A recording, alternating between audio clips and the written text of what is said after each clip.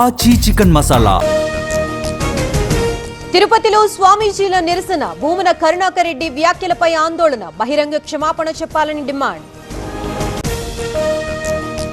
మచిలీపట్నంలో జనసేన కార్యకర్త నివాసం కూల్చివేత, ఎవరు చెప్తే ఇల్లు కూల్చారో సమాధానం చెప్పాలి, జిల్లా కలెక్టర్ని నివేదిక కోరిన ఎంపీ బాలశౌరి.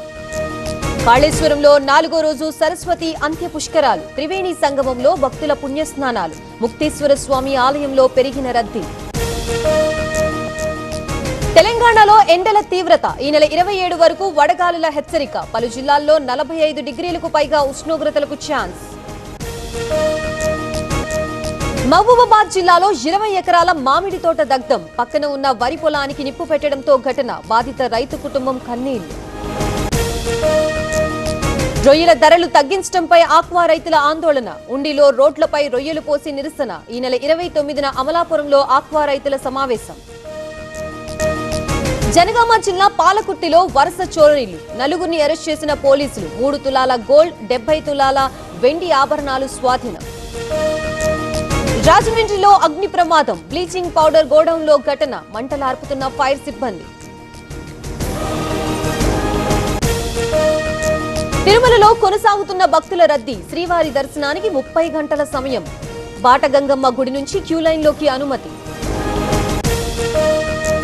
వికారాబాద్ జిల్లా కేంద్రంలో కార్టన్ సెట్, పత్రాలు లేని 60 బైక్లు, 5 ఆటోలు సీజ్, కిరాణా షాపుల్లో అమ్ముతున్న మద్యం స్వాధీనం.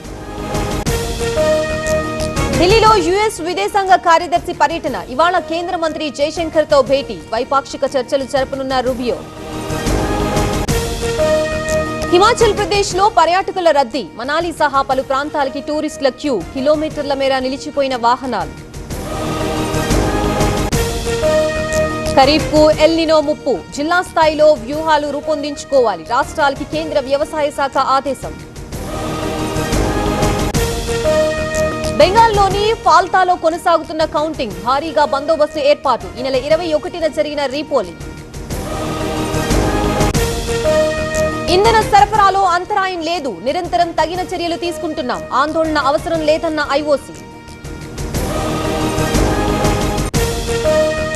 ఐపీఎల్లో ఇవాళ 2 మ్యాచ్లు, మధ్యాహ్నం ముంబై వర్సెస్ రాజస్థాన్, రాత్రి 7:30 కోల్కతాతో తలపడనున్న ఢిల్లీ.